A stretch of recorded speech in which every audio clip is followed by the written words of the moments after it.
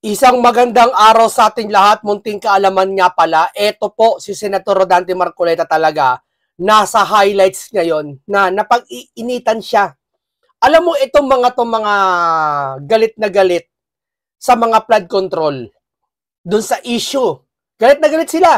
Wala naman sino siguro magsabi ngayon na pabor ako sa nangyari sa flood control na korupsyon. Wala naman siguro magsasabi niyan ngayon, di ba? So lahat tayo nagkakaisa dyan tungkol dyan. No? O ngayon, kung lahat tayo nagkakaisa tungkol, galit na galit tayo sa nangyaring flood control kasi bakit? Hindi lang tayo apektado. Yung mga binaha, kita nyo sa Bulacan pa lang yan. Sa mga iba't ibang lungsod na napatunayan na yung ghost project ay talagang hindi makita. Di ba? So, isabihin, galit ka. So, sa mga hindi naman apektado, galit din kasi taxpayer din sila. So, nandoon na tayo sa sitwasyong galit lahat. Ngayon, pag pinag-usapan na po yung bagay na si Senator Marcoleta, nawawala yung kaisipan nila sa flood control. Doon sila kay Marcoleta nagpo-focus. Ay, ikaan niya, Duterte yan. Ay, ikaan niya, PDP laban yan. Pinagtatakpan si Diskaya. Agutesa, pitatanggol.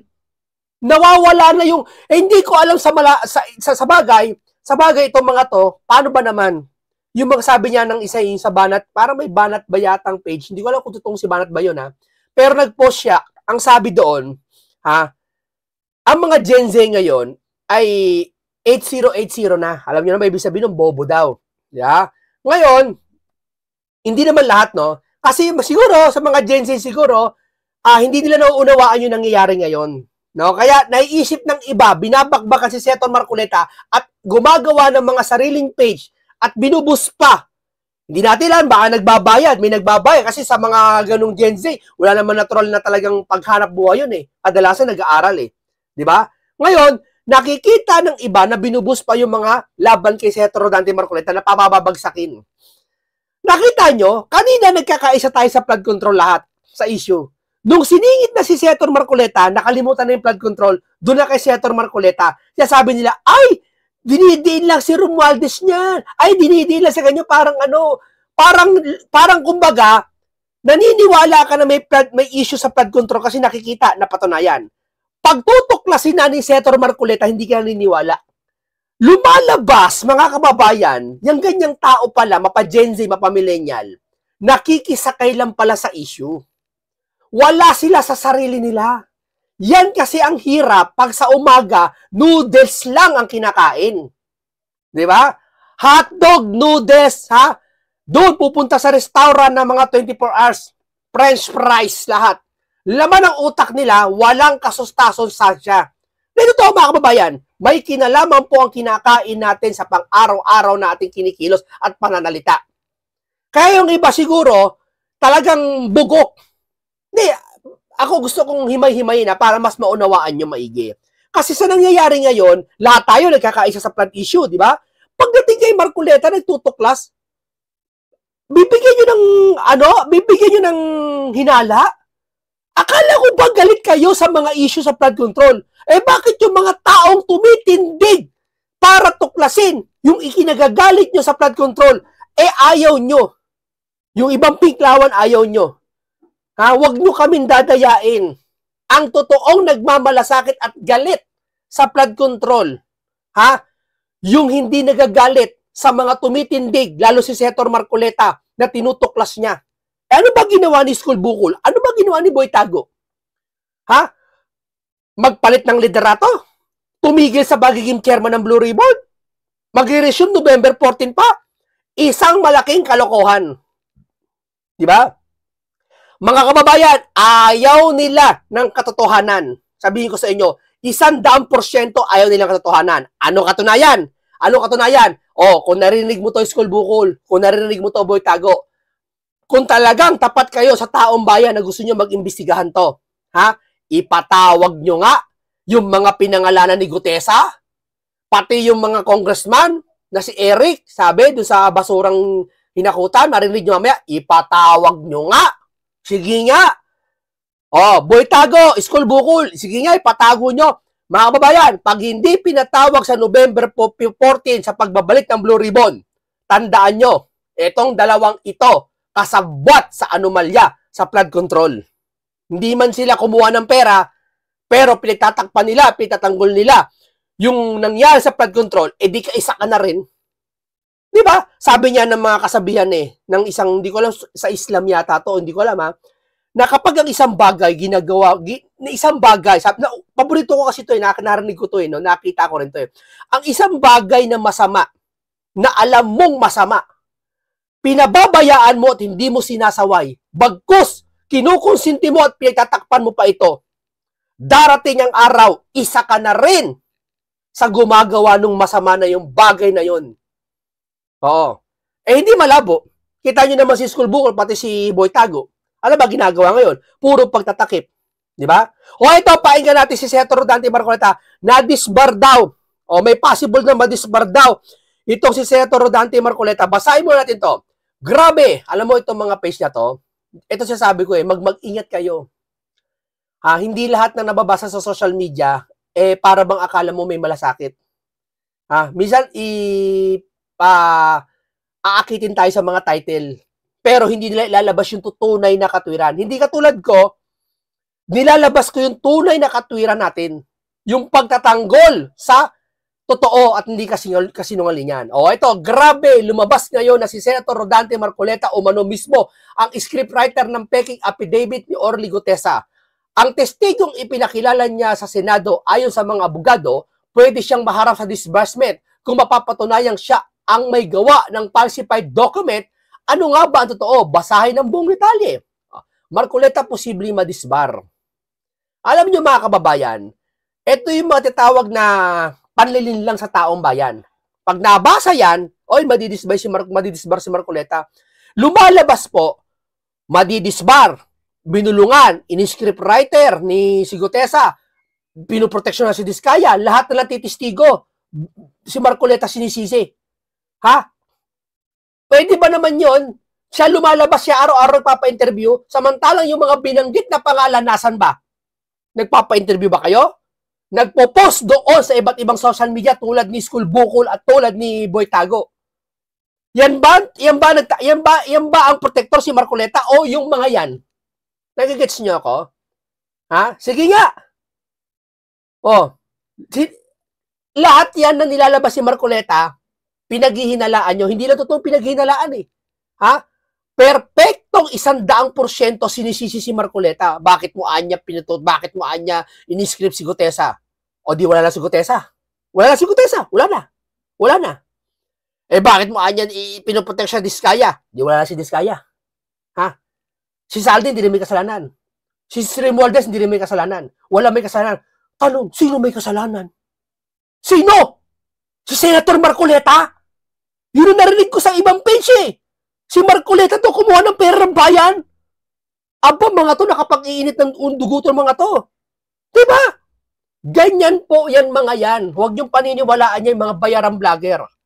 Gusto niyo, debate tayo. Sa Luneta, sa November 30. Gusto niyo, debate tayo. May isang pulpito doon, Debate tayo. Lahat ng vlogger. Ako lang mag-isa, Sige nga. Debate, pero biblical. Hindi kayo mananalo sa akin. Sigurado yan. Yeah? Hindi, biro lang yon. Huwag nyo kalimutan nyo yun. Eto mga kababayan lagi nilang, pag maglalabas si Marcoleta ng testigo, sisirain nila. Akala ko ba lahat tayo kanina nagkakaisa sa flood control issue? Bakit pag may tao natutuklas, ayaw nyo na? Diba, mga kababayan? Lahat tayo flood issue control tama, against ka, against din ako mare. Yung mga pinklawan na yan, kadalasan dyan, mahihina ang ulo. Di naman lahat member pa ng mga samahan ng kung ano-ano, nalabag sa Biblia. Alam nyo na kung ano yun, samahang yun. Yeah? Na parang sa Sodom at Gomorrah. Kadalasan member sila nun. Lang akong binabanggit ngayon, makikita mo, lahat sila kumukontra kay Marcoleta. Hindi doon sa issue na kung saan malapit na siya makatuklas. Sinasakyan nila yung issue na galit sila kay Marcoleta kasi napasara yung isang istasyon. At ayaw nila na manalo si Senator Marcoleta. Diba? Inuusig nila kasi nga sa relihiyon din. Wala silang iniisip, wala silang pakialam sa taong bayan. Oo. Pero sa tanungin mo, ikaw ba may pakialam sa flood control? Yes, may pakialam sila. Pero pagdating kay Marcoleta, wala silang pakialam. Si Marcoleta nga tumutuklas kung sino ang may kagagawan sa flood control issue. Tapos galit kayo. So, madaling salita, kaplastikan yung pinagagawa nyo. Tama, mali. O, ito, mapunta na tayo. Yun lang, ang lahat ng yun, aking haka lang, opinion ko lang, teorya ko lang lahat yun. Magsisimula na po tayo dito kay Senator Rodante Marcoleta kung paano niya pinaliwanag ang mga bagay-bagay. Ito ha. O, kalimutan yung lahat na sinabi ko. Teorya na lahat yun. O, eto na po, pakinggan nyo po. Tuloy tayo, Sen, sa ating talakayan. So dapat pala ngayon, sa pamamagitan po ng ating palatuntunan ito, ay magpakatalino, Sen, ano? Ang ating mga taga-subaybay, lalo na po sa social media na ito ang nagiging bihikulo ngayon ng, sabi ko nga, kung ito'y nakakatulong sa positibong bagay, pero ito'y nakatutulong din sa isang negatibong bagay, pagtakpan ng katotohanan po. At ayaw nating mangibabaw yung negatibo dyan. Yan. Oho. Gamitin ang social media para ang tao malinawan, ang malabo, di ba? Oho.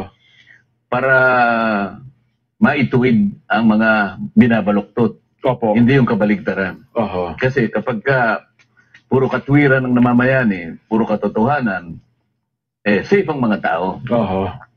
Nakagagawa ng kabutihan sa kanyang kapwa, sa kanyang pamilya, at sa pambansang kalinangan. Opo. Development. Pero kasi kapag pinagtatakpang ka, meron kang hindi naintindihan, pati pagdidesisyon mo medyo problematic Oho. Lalong-lalo na ito, tinutukoy natin dito kung paano natin maisasalba ang ating bansa. Paano natin marirecover, paano natin maihinto ang napakalaking korupsyon na nangyayari sa magitan pa lamang nitong flood control projects na pinagtatalunan natin. Dito makikita mo, ang nakakatakot dito, ang pinakamalaking tragedy dito, trahedya din. Opo.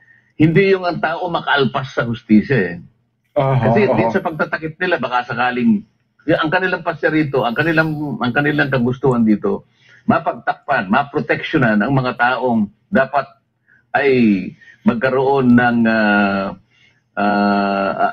dapat ay managot. Oho. Ang natin, ang objective natin, makita natin, matukoy natin ang mga taong dapat na managot sa mga nangyaring ito Sila naman kabaligtaran ng kanilang pakay. Oho. Maisalba sila, mapagtakpan sa pagitan ng pagliligaw sa ating mga kababayan. Dito galit na galit yung mga tao kay Marcoleta. Bakit mo anya miscript si Gutesa? Wala silang idea, wala silang obvious naman daw script yung kay Gutesa. Mahilig kasi kayo manood ng mga pelikula. Na eto, araw-araw nagpapakita si Marcoleta sa Net25 sa mga interview, nagpapa-press con pa.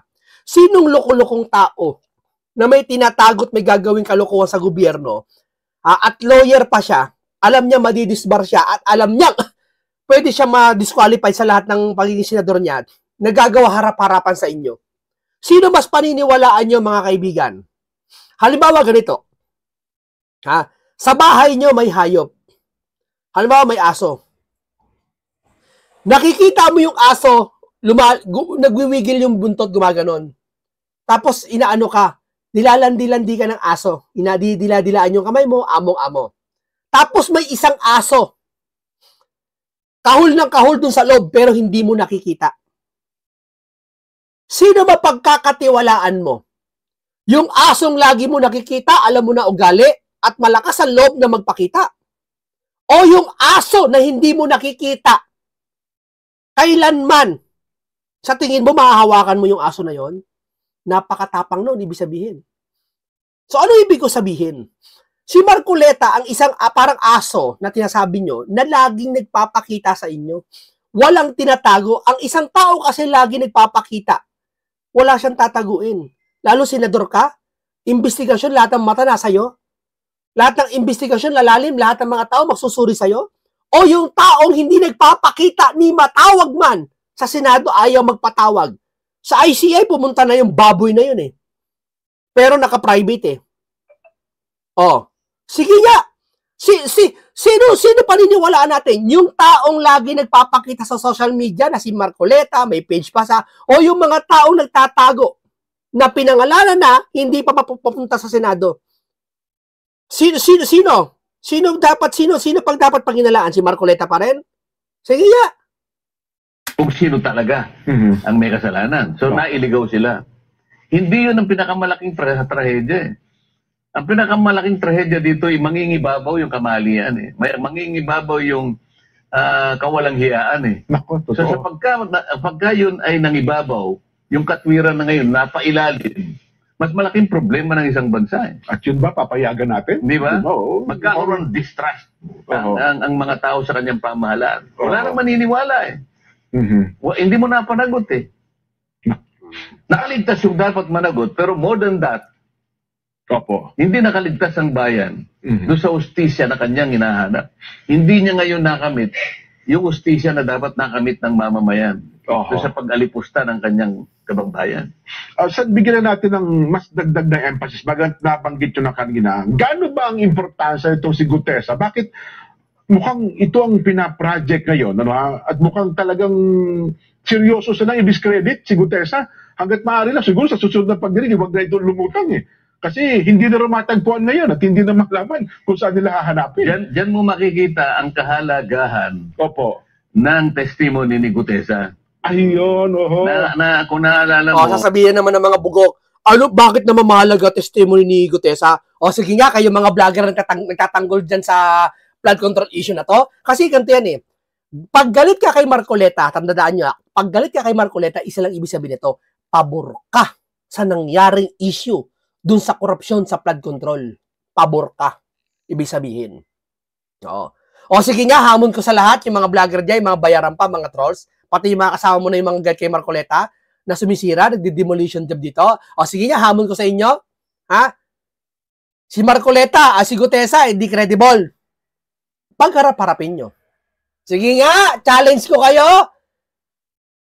Pagharapin nyo yung mga congressman na binanggit nito.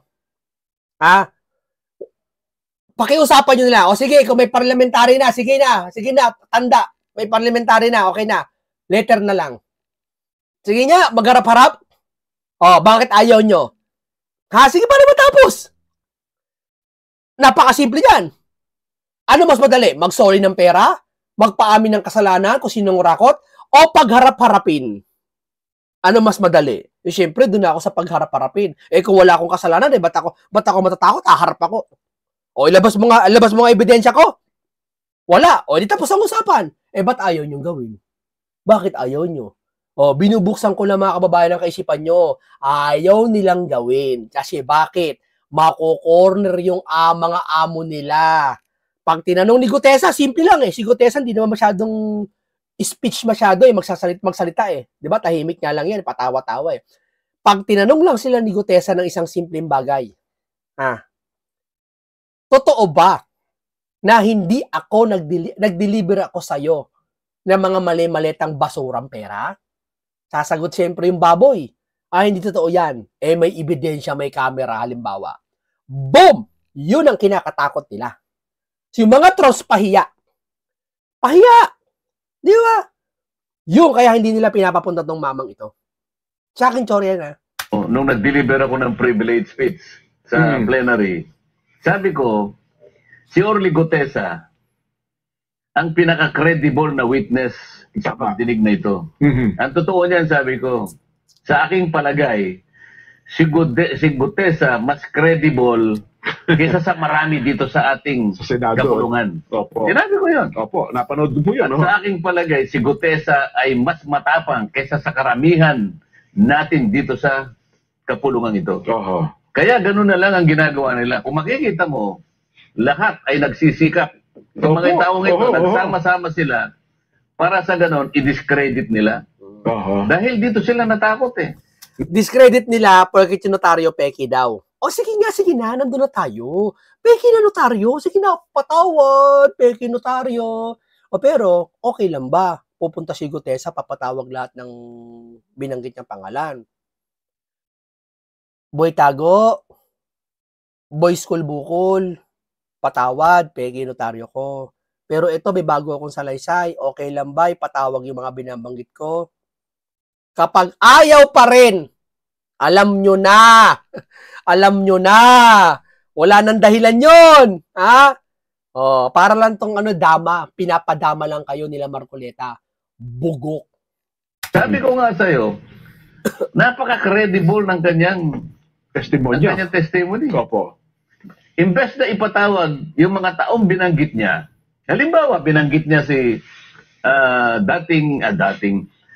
Congressman Eric Yap. Opo. Nakita niya siya nagdala ng pera ron. Opo. Tinawag ba si Eric Yap? Hindi tinawag eh. Ayun, si Eric Yap po, alam nyo naman, kilala yan dahil sa ACT-CIS. Hindi naman para pagbintangan kayo. Hindi naman para pagbintangan si Eric Yap. Tatawagin lang naman. May ebidensya na ba na si Eric Yap? Madali kasi sabihin na si Eric Yap, nanguha ng pera yan, nabigyan. Madali sabihin yun. Yun nga si Gutesa. Pero, sasabi ni Gutesa, mas maganda pagharap-harapin para mailabas yung ebidensya. Pero ba't ayaw gawin? Diba? Wala naman masama eh. Walang masama. Inosente pa ito si Eric Yap, inosente lahat sila. Pagharap-harapin lang. Tama, mali. Pagharapin lang. Si Eric, harap kay Gutesa. Sabi ni Eric, ano yung Gutesa sinasabi mo sa akin na ako'y nagdala ng 25% or mali-malitang basura? Ano yung sinasabi mo? Ipakita mo nga. Tanong-tanong. Di ba, kilala mo si ganito? Iharap mo sa akin yung driver. Hinarap. Pag wala mapakitang ebidensya kahit kakarampot, Eric Yap, uwi ka na po. Okay na. Hindi okay na! Tapos! Next naman, sino naman? Di si Romualdez naman. Ano yung sinasabi? Si Romualdez, ano yung sinasabi? Cross-examination, ha? Ano yung sinasabi? Rebat. Pwede ka mag-rebat. Ano yung sinasabi mo sa akin? Nagdala ko ng mali-malita kayo. Asan ang ebidensya mo? Ito CCTV. May nakita. Di tuloy ang investigasyon. Ba't ayaw niyong gawin yun lahat? Napakasimple nun. Yung ba mahirap? Ha? Sige nga. Ngayon kayo mga trolls. Sabihin nyo ngayon si Senator Marcoleta, scripted to si Gutesa. Papayag ako araw-araw kung iba-vlog at sisiraan ko si Senator Rodante Marcoleta kapag pinatawag nyo ang lahat ng pinangalanan. Papayag ako. Iba-vlog ko si Marcoleta bukas na bukas din. Kung halimbawa, pag napatawag lahat to na pagharap-harap, Marcoleta, mali ka dyan. Sisiraan ko si Marcoleta. Promise. Kaso hindi mangyayari yon. Bakit? Hindi nyo kayang hiharap yan. Yung kung sino binanggit na mga yan. Doon pa lang may parliamentary courtesy. Ayaw na Pero pwede magbendalo. Isoli muna ang pera. Pero yung simpleng ihaharap, letter naman, kaibigan mo naman, kakilala mo naman, parehas kayong public servant, binoto ng bayan. Diba? Ayaw niyong gawin. Tama, mali? Hindi ba pinakamaganda ron, tatawagin mo para kung gusto mong baliwalain, i-discredit si Gutesa, paharapin mo si Eric Yap, siya mismo magsasabing hindi po totoo yan. Iharap mo. Tinawag niya rin yung, sabi niya, yung nagbibilang at tumatanggap ng pera sa bahay ni Saldico, diyan sa Valle Verde, ay isang taong nangangalang John Paul Estrada. Opo. Tama ba, Estrada? Opo. At saka Mark Texay. Bakit hindi mo ipatawag yun? Isip-isipin mo, napunta tayo doon sa pirma ng abogadang nagnotaryo. Samantalang yung malalaking tao na mag-uugnay kung totoo o hindi, doon nga natin mababalasa kung totoo nga sinasabi ni Gutesa, ipatawag mo. Ayaw nila ngayon. Takot na takot sila ngayon. Na ipatawag silang lahat. Bakit? Credible yung tao Yun pala. Yun ang sagot mo sa tanong mo. Credible, kaya pinipilit nila. Ngayon. Pinipilit nilang gibain talagang si Gutesa. Ito yung pinakahuli ngayon. Kahapon lang yata ito. Pinilit lang ako ni Defensor at ni Marcoleta. Isipin mo. Para gibain. Ang tindi. Kasi talagang matindi yung kanyang matindi ang kanyang pahayag. At tandaan nyo, marin si Gutesa. Hindi niya gagawin para magsinungaling niya. Ano mapupulot niya? Ikapapahamak pa nga niya yan Di ba? May pamilya yan. Marin yan. Bakit naman isang marin lalabas para magseta ng ganyan? Babayaran mo ni Marcoleta, i-script? Isipin nyo naman, iba ang mga marin. Tandaan nyo yan. Retirement yan o nasa serbisyo. Alam ng mga marin yan. Matatapang yan. Yan ang pinakaano natin sa lahat. pinaka-armas ng buong Pilipinas. Isa sa mga pinaka-armas. Hindi yan para bumaliktad. Yeah. Very credible. He has nothing to gain, he has everything to lose. Opo. Kaya pala sabi, hindi raw matagpuan. Kung ako naman si Gutesa, matapos ang aking statement din, Pinuntahan siya eh. magtatago din talaga ako. May gusto siyang puntahan siguro. Puntahan siya para siguro takutin, para sa ganun o kaya operan siguro. Lahat gagawin nila para sa ganun ay yung kanyang testimony ay mabaliwala.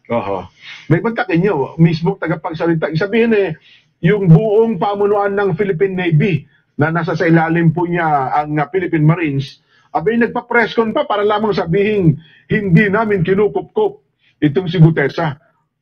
Sapagkat parang 2021 pa yata na ito ay retiro at wala na po kaming kaugnayan, anumang kaugnayan dito kay Gutesa. Yun po. Halinawa. Ganun ang lubas na katotohanan. Pero, ang alam ko, base na rin sa pagsasalita ni Mike Defensor, mga katropa niya sa Marines.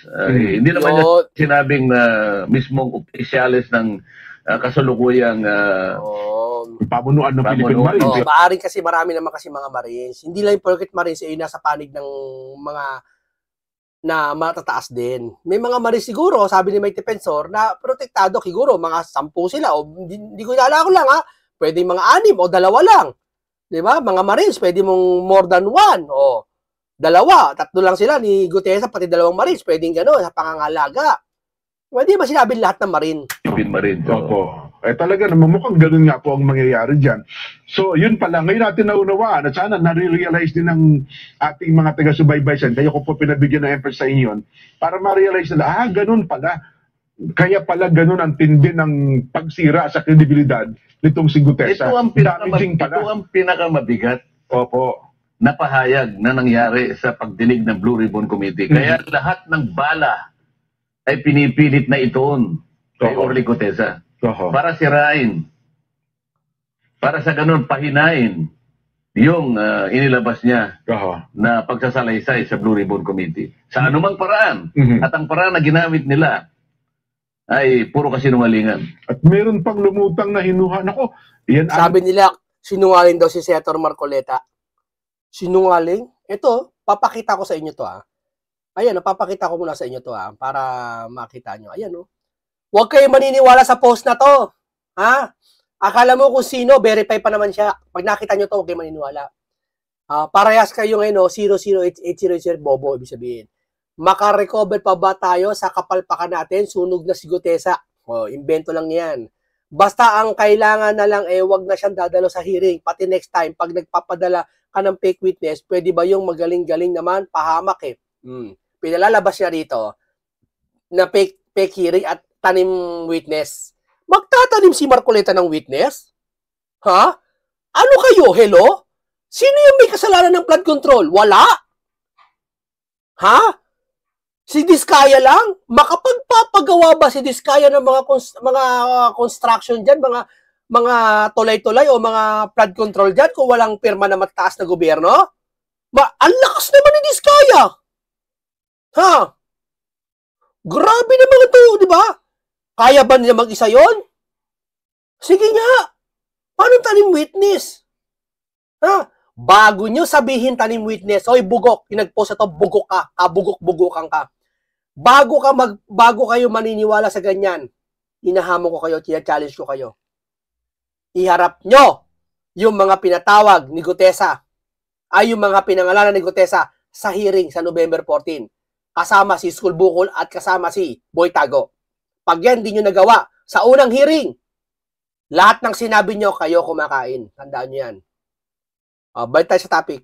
30 minuto bago yung aming pagdinig, dumaan sa opisina ni Senador Marcoleta, kitang-kita namin sa CCTV. Parang napakalaki yan yung parang dating. Naku, tinuruan yan. Parang ganun po ang gustong ipinta sa isip ng tao, Sen. Ganun nga ang kanila patakaran Para bang kasalanan ba? Krimen ba? Na yung tao ay pumunta sa opisina ng senador. May usapan nga kami. Di ba? Nauna ko nang sinabi yun at pinahayag na. Sabi ko, sige, Kuha ka na lang dyan eh, mga barya. Ngunit kung talagang tama yung sinasabi mo, dito sa salaysay mo ito, una, panotaryo mo, sana, para ganap kong mapaniwala na talagang, yun ay sarili ko lang naman dyan. Ano? Opo. Kesa naman sa parang wala man lang notaryo. Alam mo naman sa ano natin. Abogado sa practice po yan. Notaryado yan, at least.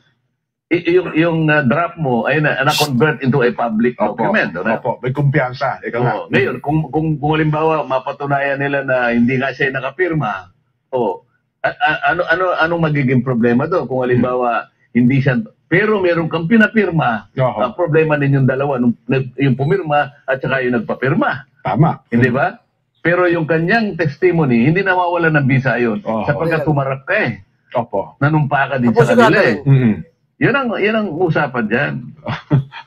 Yun pala. Pati ho yung lugar na pinagkitaan nyo eh. Pati restaurant eh. Pinayata yung mga video footages eh. Para bang merong, is there something surreptitious?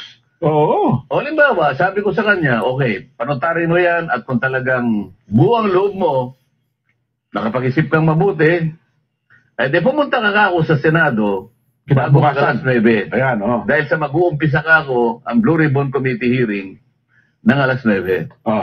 So ngayon, dahil yun ang usapan namin, ako naman, nagbabaka sakali, baka nga dumating. Sabi ko sa isang staff, merong isang tao na gustong tumestigo, ganito yung pangalan niya. So isa sa inyo, umalalay, baka sakaling dumating, pumoste kayo to. Ayun. So, ayun. Kumuha raw ng CCTV, pumunta raw sa opisina ko. Alam ka na pumunta sa opisina ng kusino, ako nga ang kausap eh. Kayo pala nagpapunta. Kasalanan ba yun? Ang una kong tanong, ganito. Bugok talaga yung senador na yun.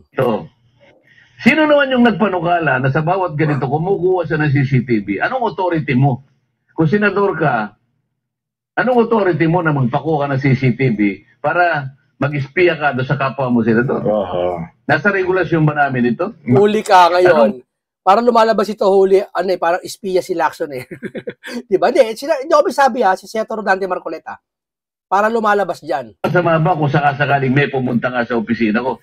Lahat ba pakikialaman mo kung senador ka? Lahat ba pakikialaman mo kung sino-sino ang pumupunta sa opisina ng bawat senador? May authority ka ba na gawin yun? Nako. Makakarating tayo sa usapin na yan eh. Sino ka? Gaano ang otoridad mo para pakialaman mo ang bawat tao na pupunta sa opisina ng bawat isa sa atin? Ang kapwa yung senador, ano? Di ba? Saglit lang, Sen, ha? Maghigip po na kayo ng kape. So na namin itong inihanda namin ni Sen na mga topic. Ang isa pang mainit, Sen, at mukhang talaga itong ipinagmamalaki ng administrasyon, ito na, sabi nila, ito na ang hinihintay nyo, may masampahan ng kaso. Yon. Kahapon po ay nagsampa na ng kasong plunder, di ba pa, ang ICI sa ombudsman. 2 senador, isang dating congressman, isang USEC ng DPWH, isang commissioner ng COA, isang congressman pa pala, si Mitch Cahayon. Kita nyo na niya, meron na kaming sinampahang mga taong nasa likod ng flood control anomaly. Sen. Kung sino yung mapatunayan na meron talagang pagkakasala, gawin nila. Di ba? Wala naman tayong problema ron. Hindi tayo makikipagdebate sa ganun. Tama po. Yun ang ating yun ang ating pakay talaga, matuntun kung sino lahat ang may kasalanan. Opo. Siyempre, dadaan naman sa korte yan dyan eh, di ba? Totoo po. Yan naman ginawa ng ICI na yan at sa pakikipag-ugnayan nila siguro sa Department of Justice. Alam mo naman yung patakaran dyan at saka yung quantum of evidence dyan, probable cause or kaya maaaring gamitin nila yung prima facie, whatever. Opo. Dadaan naman sa korte yan eh. Kaya lang, hindi ba tinutukoy natin, hindi ba natin pagsisikapan na i-identify kung sino yung ulo, halimbawa. Sino yung ugat niyan? Kasi isa sa mga na-target, si dating Congressman Saldico. Opo. Ibig mo ba sabihin si Saldico gagawa ng ganun? Na siya lang mag-isa? Oo. Appropriation yon. Makakagawa ba naman yon sila mag-isa? Ito, kayo naman mag-isip kayo, alam nyo naman yung totoo eh. Di ba? Ayaw nyo lang kasi madamay, may pinakamalaking big fish. Hindi naman si Tambalustos ang pinakamalaking big fish eh. Meron talagang malaking big fish, ayaw matukoy. Alam mo ano yun? Isa sa mga binanggit ni Gutesa yung lugar. Sabi ng iba, Aguado? Aguado Malacanang ba? Ay, hindi yun ha. Joke lang yun. Parang Aguado. Ano ba yun? Ano? Joke lang yun. Narinig ko lang sa chismis yun. Walang nasa taas niya.